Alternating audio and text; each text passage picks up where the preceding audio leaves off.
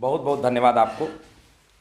तो दोस्तों हम लोग जो है शुरू करते हैं अपने सेशन को, और जाहिर सी बात है कि मैं आप लोगों को जीएस के प्रश्न पत्र को सॉल्व कराने के लिए आया हूं। तो आइए देखते हैं जीएस के किन किन बिंदुओं पर आपसे सवाल पूछे गए थे और उनके उत्तर क्या है। हमारा पहला जो प्रश्न था प्रश्न पत्र में कि निम्न में किस देश से भारतीय संविधान ने लिखित संविधान के रूप को प्राप्त किया है। तो दोस्तों यदि लिखित संविधान की मैं बात करूं, यदि मैं लिखित संविधान की बात करूं तो लिखित संविधान दुनिया में सबसे पहले जो आया वो यूनाइटेड स्टेट्स ऑफ अमेरिका का आया।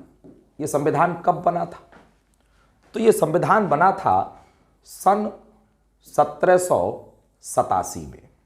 कब बनाया गया था दोस्तों? सन 1787 में। और इस संविधान को अमेरिका पर अप्लाई किया गया था सन 1789 में। दोस्तों सन 1789 ये वही साल है जब फ्रांस में क्रांति हो रही थी और बोर्बो राजवंश के खिलाफ वहां की जनता भड़क चुकी थी और जनता ने 3 शब्द गढ़े थे। एक था स्वतंत्रता और दूसरा शब्द था समानता और तीसरा शब्द था बंधुत्व यानी कि ब्रदरहुड। तो दोस्तों एक तरफ जहां अमेरिका में हम देखें तो लिखित संविधान लागू हो रहा था, तो दूसरी तरफ अमेरिका में हम देखें तो दूसरी तरफ फ्रांस में एक तरफ स्वतंत्रता, समानता और बंधुत्व के साथ क्रांति प्रारंभ हो रही थी। तो दोस्तों जब भी कभी किसी देश ने लिखित संविधान को अपनाया, तो जब भी यह सवाल पूछा जाता है कि फला देश ने लिखित संविधान को कहां से अपनाया, तो उसका उत्तर हमेशा संयुक्त राष्ट्र अमेरिका होता है। इस तरह से इस प्रश्न का उत्तर क्या हो जाएगा? इस प्रश्न का उत्तर हो जाएगा यूएसए। क्या हो जाएगा? यूएसए। बिल्कुल आप लोगों ने सही उत्तर दिया होगा। हम आगे बढ़ रहे हैं। हमारा अगला प्रश्न है कि सन 1948 में विकसित बिग बैंग सिद्धांत के लिए निम्नलिखित में से कौन सा एक वैकल्पिक सिद्धांत है जो यह बताता है कि ब्रह्मांड परिवर्तित नहीं होता, भले ही इसमें समय के साथ विस्तार हो जाता है। तो दोस्तों यदि हम बिग बैंग थियरी की बात करें, किस थियरी की बात करें, तो बिग बैंग जो थियरी है यह ब्रह्मांड की उत्पत्ति का एक सिद्धांत है और सन 1927 में जॉर्ज लैमतेर ने इस सिद्धांत को दिया था। किसने दिया था? जॉर्ज लैमतेर ने इस सिद्धांत को दिया था। और यह सिद्धांत कहता है, इसे हिंदी में महाविस्फोट का सिद्धांत कहा जाता है। क्या कहते हैं इसको दोस्तों? महाविस्फोट का सिद्धांत कहते हैं। और एक विस्फोट के द्वारा हमारा यह ब्रह्मांड निर्मित हुआ, ऐसा बताने का कार्य सर्वप्रथम जॉर्ज लैमतेर ने किया। लेकिन आगे चल करके इस बिग बैंग थियरी में विस्तार हुआ और इसका एक वैकल्पिक सिद्धांत आया। कैसा सिद्धांत आया? एक वैकल्पिक सिद्धांत आया जो 1948 में डेवलप हुआ और कहा गया कि ब्रह्मांड भले ही समय के साथ विस्तारित हो रहा है लेकिन उसमें परिवर्तन नहीं हो रहा है। तो यह थियरी किसने कही? यह थियरी दी थी, इस थियरी को कहते हैं स्टेडी स्टेट्स यूनिवर्स। क्या कहते हैं? स्टेडी स्टेट यूनिवर्स कहते हैं। इस प्रकार से इस 22 नंबर सवाल का जो उत्तर होगा वो सेकंड होगा, है ना। और आगे बढ़ रहे हैं। हमारा अगला प्रश्न क्या कहता है? दोस्तों आप वीडियो को ज्यादा से ज्यादा शेयर करें ताकि आपके अन्य दोस्तों को भी इसका लाभ मिल सके। आइए अगला प्रश्न लेते हैं। प्रश्न पूछा जा रहा है, भारतीय संविधान से प्रश्न है कि निम्न में से कौन सा अनुच्छेद ऐसा है, कौन सा आर्टिकल ऐसा है जो 26 नवंबर 1949 को अस्तित्व में लाया गया था और जिस दिन भारतीय संविधान को स्वीकार किया गया था।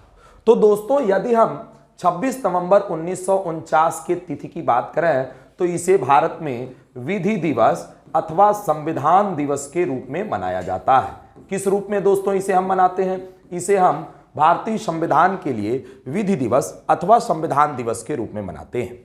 और यदि आपने भारत के संविधान की प्रस्तावना को पढ़ा है तो भारत के संविधान की प्रस्तावना का जो अंतिम पैरा है वो क्या कहता है? वो कहता है कि आज दिनांक 26 नवंबर 1949 मिति मार्गशीर्ष शुक्ल संवत 2006 विक्रमी को एतत् द्वारा अंगीकृत, अधिनियमित एवं आत्मार्पित करते हैं। इस प्रकार से यह वह दिन है जिस दिन हमने अपने संविधान को निर्मित कर लिया। यह वह दिन है जिस दिन हमने अपने संविधान को अंगीकृत किया, अधिनियमित किया और आत्मार्पित किया। दोस्तों, जब संविधान बन गया तो यह हुआ कि क्यों ना आज ही संविधान लागू कर दिया जाए। लेकिन संविधान सभा के कुछ सदस्यों ने इस बात का सुझाव दिया कि हम पिछले 20 वर्षों से 26 जनवरी, कब दोस्तों? 26 जनवरी 1930 से हम पूर्ण स्वराज दिवस मनाते आ रहे हैं। किस दिन से मनाते आ रहे हैं? 26 जनवरी 1930 से हम कौन सा दिन मना रहे हैं? पूर्ण स्वराज दिवस को मना रहे हैं। और इसी दिन पूरे देश के लोग हर साल स्वतंत्रता दिवस, स्वराज दिवस, स्वाधीनता दिवस के रूप में मना रहे थे। लेकिन हम आजाद हो गए 15 अगस्त के दिन 1947 में, और इस तरह से हमारा जो स्वतंत्रता दिवस है वो 15 अगस्त हो गया। तो हमारे संविधान सभा के सदस्यों ने कहा कि क्यों ना हम अपने संविधान को इसके आगामी 26 जनवरी 1950 को लागू करें। क्यों ना हम किस दिन लागू करें? 26 जनवरी 1950 को लागू करें। और इस तरह से दोस्तों हम देखें तो इस दिन हमारे संविधान के विषय में क्या कहा गया? तो एक अनुच्छेद, एक आर्टिकल बनाया गया हमारे संविधान में जिसे हम अनुच्छेद 394 कहते हैं। क्या कहते हैं? हम कहते हैं अनुच्छेद 394।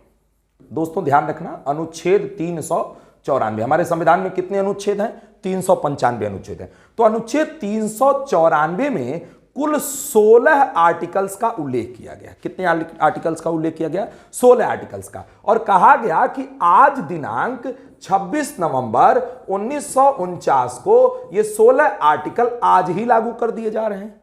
और बाकी जो संविधान बच गया, जो पूरा संविधान बच गया, वो किस दिन लागू किया जाएगा? वो 26 जनवरी 1950 को लागू किया जाएगा। इसी कारण से जब आपसे यह सवाल पूछा जाता है कि हमारा संविधान आंशिक रूप से किस दिन लागू हुआ था, तो 26 नवंबर 1949 को लागू हो गया था। तो यह सवाल यह पूछ रहा है कि इन 16 अनुच्छेदों में वो कौन सा अनुच्छेद है जो इसमें दिया गया है, वह लिखा हुआ था।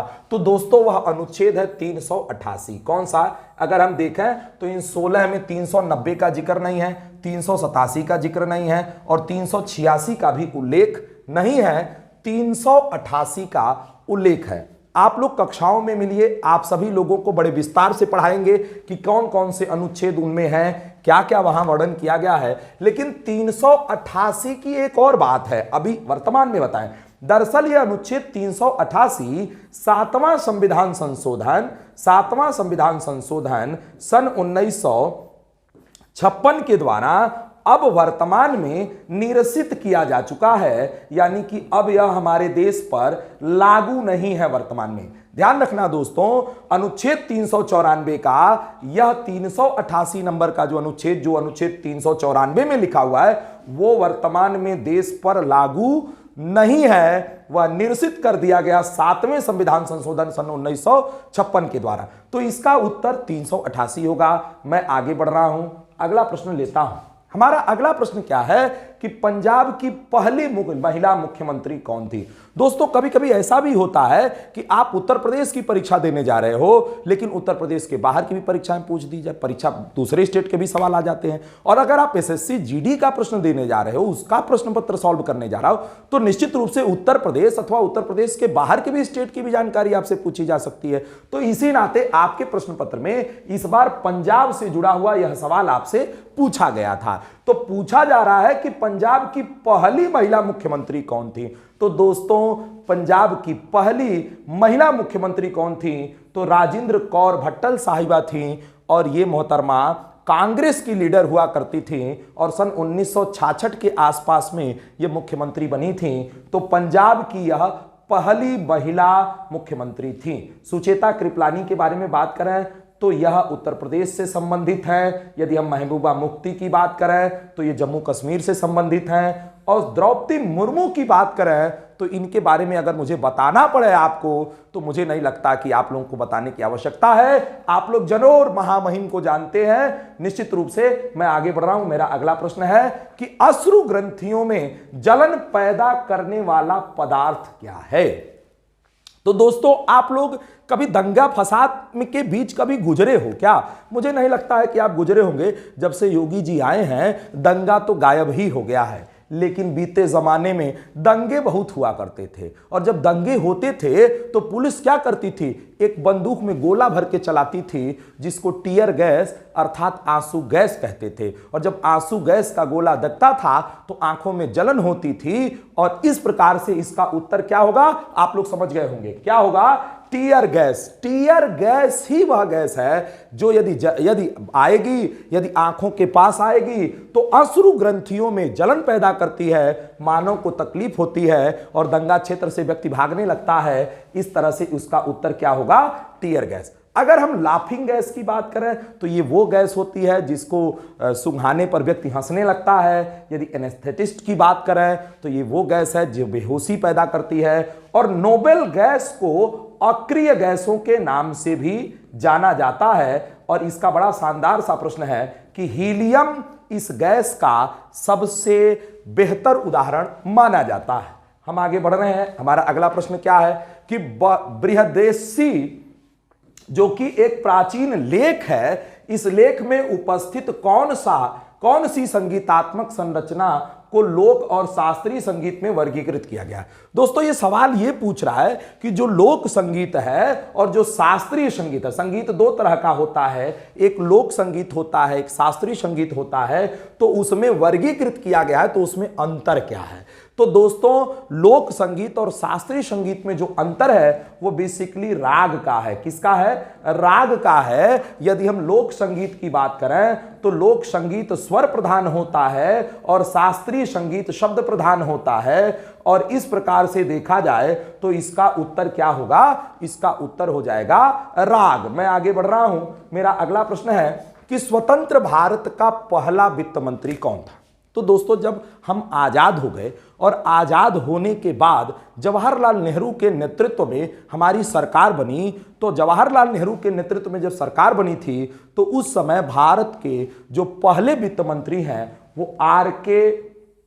षणमुगम चेट्टी साहब बनाए गए थे। और इनसे जुड़ा हुआ एक प्रश्न ये भी पूछा जाता है कि भारत का वह कौन सा व्यक्ति है, वह कौन सा मंत्री है जिसने भारत के पहला बजट प्रस्तुत किया था?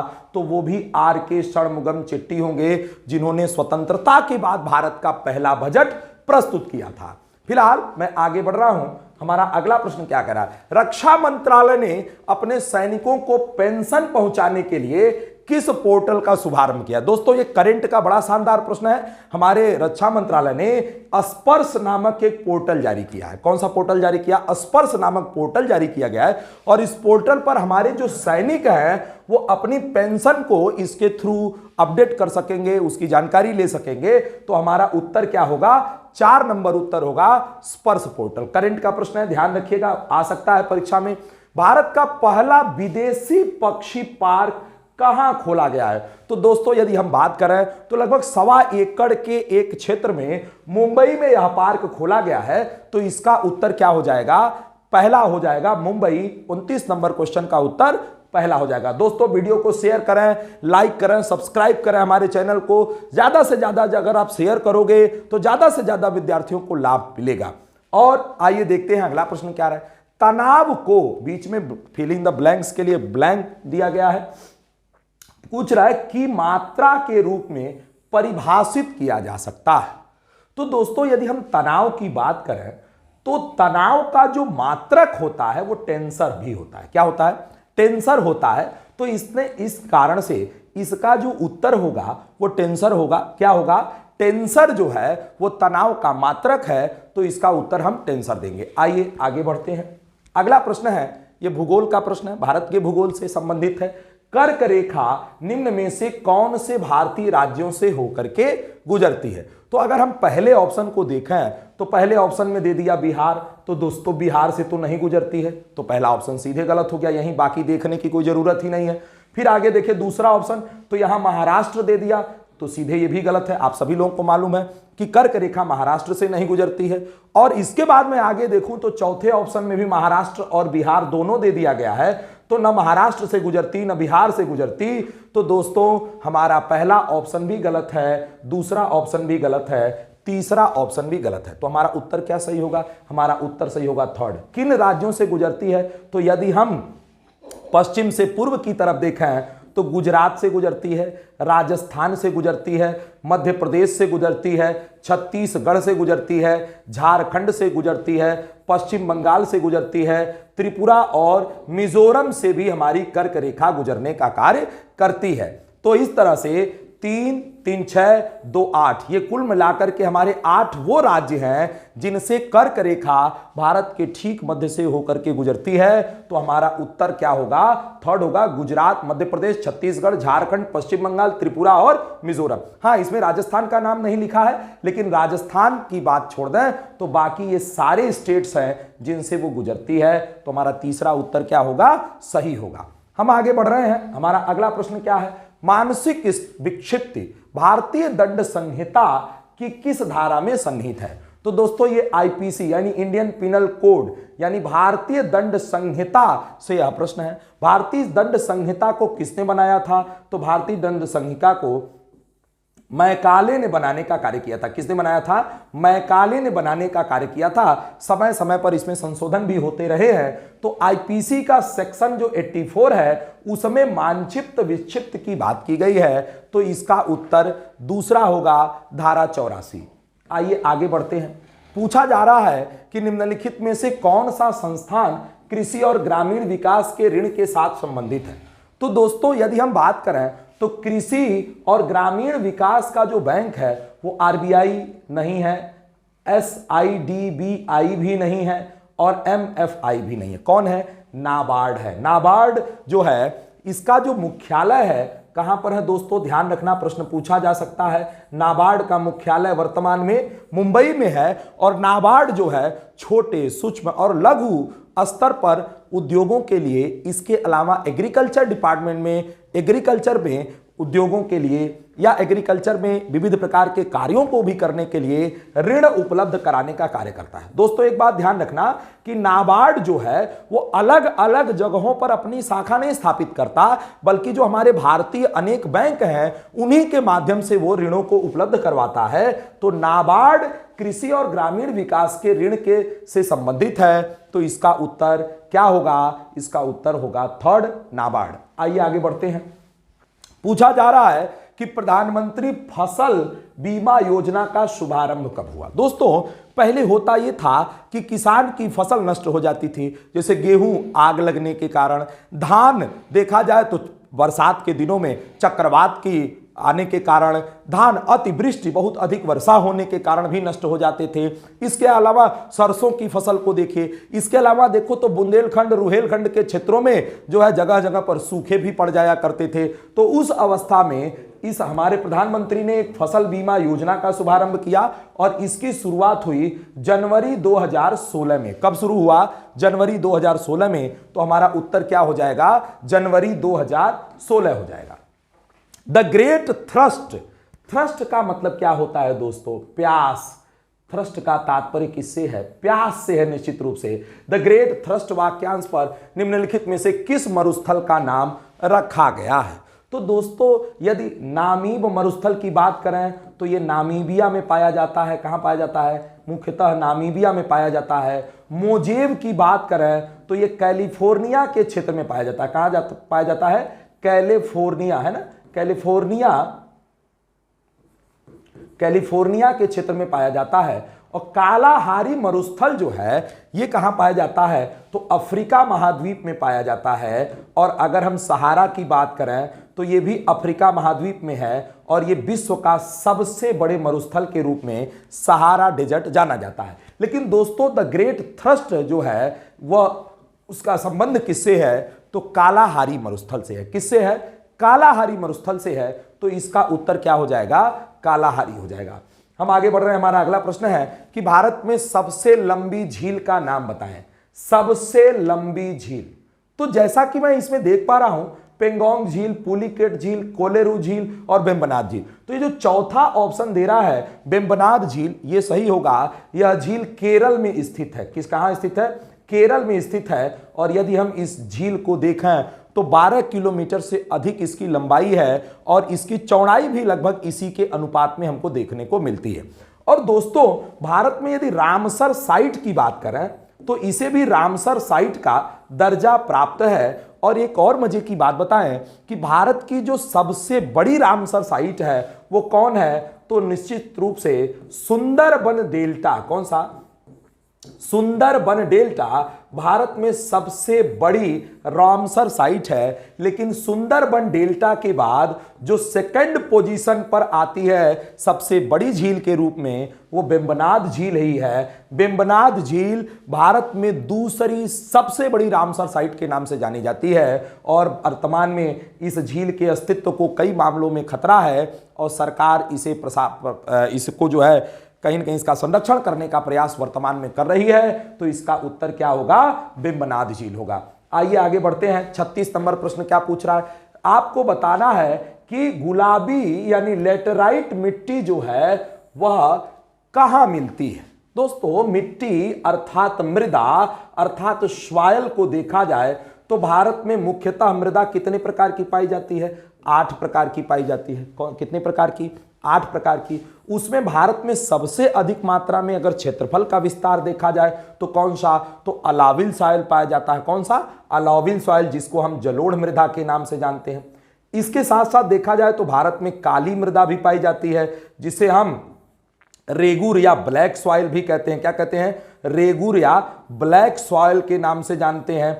और ध्यान रखना, इस काली मिट्टी को उष्णकटिबंधीय चरनोजम के नाम से भी जाना जाता है। और आपसे प्रश्न पूछेगा कि काली मिट्टी का निर्माण कैसे होता है? तो काली मिट्टी का निर्माण लावा, ज्वालामुखी के लावा से होता है। वहीं जलोढ़ मिट्टी का निर्माण कैसे होता है? तो जलोढ़ मिट्टी का निर्माण नदियों के द्वारा बहाकर लाई गई मिट्टी से होता है, जिसमें पुराने जलोढ़ को बांगर और नवीन जलोढ़ को हम खादर कहते हैं। इसके अलावा देखा जाए तो भारत में लाल मृदा भी पाई जाती है। कौन सी मृदा पाई जाती है? Red soil. क्या कहते हैं? रेड सॉइल भी पाया जाता है।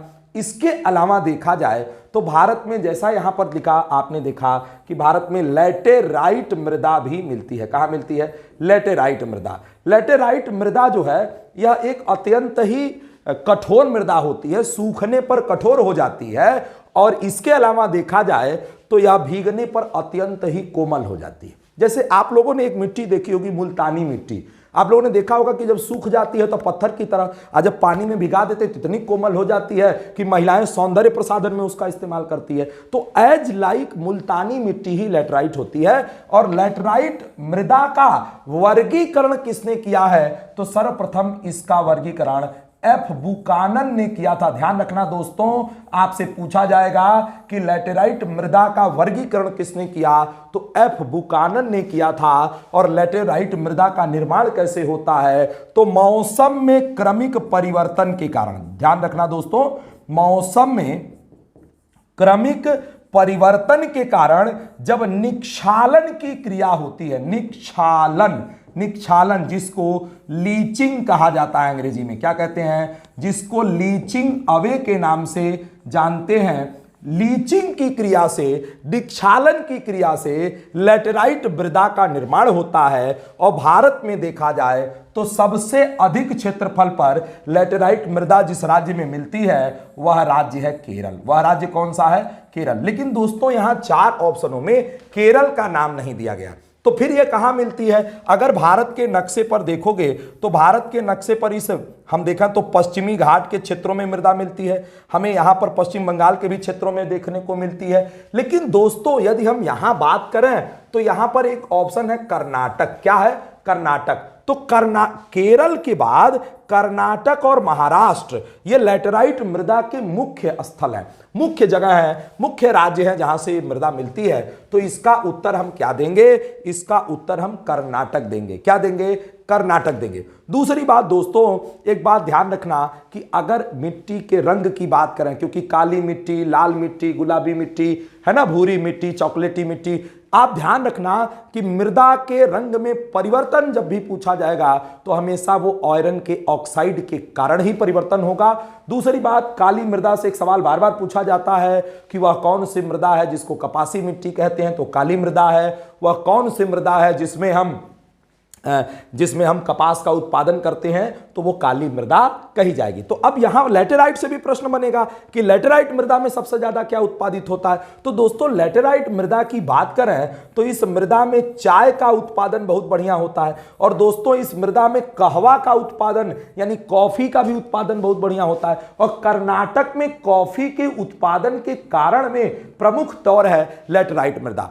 तो इसमें यह जो मृदा है चाय और कहवा के उत्पादन के लिए भी जानी जाती है। इसके अलावा इसमें काजू भी बहुत बढ़िया मात्रा में होता है। तो फिलहाल मैं आगे बढ़ रहा हूं अगले प्रश्न की ओर। निम्न में से ब्रह्मपुत्र नदी का वैकल्पिक नाम क्या है? तो दोस्तों यदि हम देखें तो इसमें जो चौथा ऑप्शन देख रहा है जमुना। दोस्तों जब ब्रह्मपुत्र नदी असम से बांग्लादेश में प्रवेश करती है तो उसको जमुना कहते हैं, और ब्रह्मपुत्र नदी को सियांग के नाम से भी जाना जाता है, और ब्रह्मपुत्र नदी को चाइना में यारलुंग के नाम से भी जाना जाता है, और इसे हम तशांग पो के नाम से भी तिब्बत में जानते हैं। और मेघना जहां तक सवाल है दोस्तों, तो जब बांग्लादेश में, कहां, जब बांग्लादेश में, ये बांग्लादेश का नक्शा है दोस्तों, यदि आप देख पा रहे होंगे भारत के इस पूर्वोत्तर भारत के हिस्से को, तो ये बांग्लादेश है। और जब असम से बहते हुए ये नदी प्रवेश करती है और इधर से गंगा नदी आती है, तो दोनों नदियां मिल जाती हैं। दोनों नदियां क्या हो जाती है? मिल जाती हैं। तो जो गंगा नदी है, अगर हम इसको देखें यहां पर, तो ये जो जब ब्रह्मपुत्रा यहां आती है तो इसको जमुना के नाम से यहां पर जाना जाता है। लेकिन जब ये आगे बढ़ती है तो इधर मेघालय के हिस्से से एक नदी आती है जिसका नाम है मेघना। क्या नाम है दोस्तों? मेघना नाम है। तो मेघना नदी जब आकर के इस जमुना और इस गंगा की संयुक्त धारा से मिल जाती है, तब इस नदी का नाम हो जाता है मेघना। क्या हो जाता है? मेघना। यानी गंगा का अंतिम नाम क्या है? मेघना है। और जमुना का अंतिम नाम क्या है दोस्तों? मेघना है। तो इस प्रकार से यह जो मेघना नाम है वो गंगा का भी नाम हो जाता है और वो जमुना का भी नाम हो जाता है। समझ में आया? ब्रह्मपुत्रा का भी नाम हो जाता है। तो हमारा उत्तर यहां निश्चित रूप से मेघना भी होगा। तो ध्यान रखना, क्योंकि यही प्रश्न, यही बिंदु फंसाने वाला है, क्योंकि सेम ऑप्शन बाकी जितना बच रहा है वो 3 नंबर में भी दिया गया। तो आप लोग याद रखना कि गंगा नदी और जमुना नदी के मिश्रण के बाद जब मेघना नदी आती है और वह मेघना नदी इनसे मिलती है, तो इस नदी का नाम बदलकर क्या हो जाता है? मेघना। यह भी सवाल पूछा जाता है कि गंगा का अंतिम नाम क्या है? तो मेघना है। ब्रह्मपुत्रा का अंतिम नाम क्या है? तो मेघना है। तो हमारा उत्तर इसका क्या हो जाएगा? नंबर 4। आइए आगे बढ़ते हैं। हमारा अगला बिंदु क्या कहता है? अगला बिंदु है भारत के नए मुख्य आर्थिक सलाहकार के रूप में किसे नियुक्त किया गया है? दोस्तों मुझे मालूम है आप लोगों को इसको उत्तर मालूम होगा, जल्दी से कमेंट बॉक्स में बताएं। निश्चित रूप से आपका उत्तर सही होगा। वी अनंत नागेश्वरन भारत के नए मुख्य आर्थिक सलाहकार बनाए गए हैं। आइए आगे बढ़ते हैं। पूछा जा रहा है भारत में 2015 से 2021 के दौरान जीवन प्रत्याशा क्या है? दोस्तों अभी लेटेस्ट में जीवन प्रत्याशा की रिपोर्ट आई है और उसके अनुसार हमारे देश में जो वर्तमान में जीवन प्रत्याशा है वो 69 वर्ष और 4 महीना है। कितना है दोस्तों? इसमें ध्यान रखना, 69 वर्ष 4 महीना हमारे देश की वर्तमान जीवन प्रत्याशा की रिपोर्ट है। तो इस प्रकार से इसका उत्तर थर्ड होगा। 69 हमारे देश में वर्तमान में जीवन प्रत्याशा। जीवन प्रत्याशा क्या होती है? यानी लाइफ कितनी है व्यक्ति की औसतन, इसकी ये रिपोर्ट है।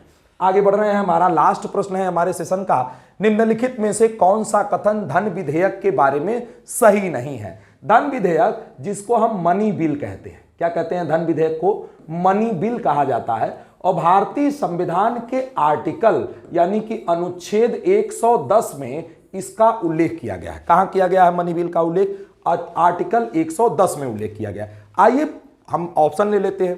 पहला ऑप्शन कह रहा है धन विधेयक को संसद के किसी भी सदन में पेश किया जा सकता है। तो दोस्तों यही ऑप्शन सीधे गलत है। बाकी 3 ऑप्शन नहीं पढ़ोगे तो भी सही हो जाएगा आपका उत्तर। यही गलत है, यही सही नहीं है। इस प्रकार से यही उत्तर होगा, आपके प्रश्न का उत्तर यही होगा और ये तीनों नहीं होंगे। लेकिन आइए इनको भी पढ़ लेते हैं। क्या लिखा है? लोकसभा, देखो भाई, धन विधेयक को संसद के किसी भी सदन में नहीं पेश किया जा सकता है। धन विधेयक को जब भी पेश किया जाएगा तो लोकसभा में पेश किया जाएगा। हां, लोकसभा में पारित होने के बाद उसको राज्यसभा में भेजा जा सकता है। तो इस प्रकार से यह हम नहीं कह सकते कि अगर कोई फाइनेंस बिल है, अगर कोई जनरल बिल है या कोई संविधान संशोधन का बिल है, कोई अदर बिल है, तो संसद के दोनों सदनों में से किसी भी सदन में जा सकता है। लेकिन धन विधेयक जो है वह पहले लोकसभा में जाता है, उसके बाद वह राज्यसभा में जाता है। और इस क्रम में देखें, पूछा अगला है, लोकसभा का अध्यक्ष यह निश्चय करने का अंतिम प्राधिकारी होता है कि कोई विधेयक धन विधेयक है। बिल्कुल सत्य है ये ऑप्शन, ये बिंदु सही है कि धन विधेयक का वर्गीकरण करने का कार्य लोकसभा का अध्यक्ष करता है। लोकसभा का अध्यक्ष ही तय करता है कि यह विधेयक धन विधेयक है। राज्यसभा को लोकसभा के द्वारा पारित धन विधेयक को वापस करना चाहिए और 14 दिन के भीतर विचार करने के लिए भेजना चाहिए। तो दोस्तों यदि लोकसभा से जब राज्यसभा में बिल जाता है तो राज्यसभा के पास 2 ऑप्शन होता है, या तो वह इस बिल को वापस कर दे, और वापस करेगी तो 14 दिन के अंदर उसे भेजना होगा अपनी संस्तुतियों के द्वारा, अथवा वह उसे पारित कर दे। तो अगर 14 दिन बीत जाता है तो उसे राज्यसभा से हम पारित मान लेते हैं। राज्यसभा से हम क्या मान लेते हैं? पारित मान लेते हैं। और राष्ट्रपति किसी धन विधेयक को लोकसभा में पुनर्विचार करने के लिए वापस नहीं कर सकते। दरअसल मामला यह है कि धन विधेयक को प्रस्तुत करने से पहले राष्ट्रपति से अनुमति ली जाती है, और जब राष्ट्रपति जी ने पहले ही अनुमति दे दिया है तो वो वापस क्यों करेंगे? हां, साधारण विधेयक हो तो उस विधेयक को जब वह संसद से पारित होकर उनके पास जाता है तो वह उसे एक बार पुनर्विचार के लिए भेज सकते हैं, लेकिन धन विधेयक के मामले में ऐसा बिल्कुल नहीं है। तो 40 नंबर प्रश्न का उत्तर 1 सही है। तो दोस्तों ये हमारा सेशन रहा। निश्चित रूप से आप लोगों को आपके प्रश्न पत्र आप लोगों ने जो दिया आज के टेस्ट पेपर में, उसके उत्तर आपको मिल गए होंगे और बेहतर तरीके से यह सेशन बीता है। मैं अब मैथ के सवाल को सॉल्व कराने के लिए अपने मैथ के एक्सपर्ट को बुलाना चाहूंगा।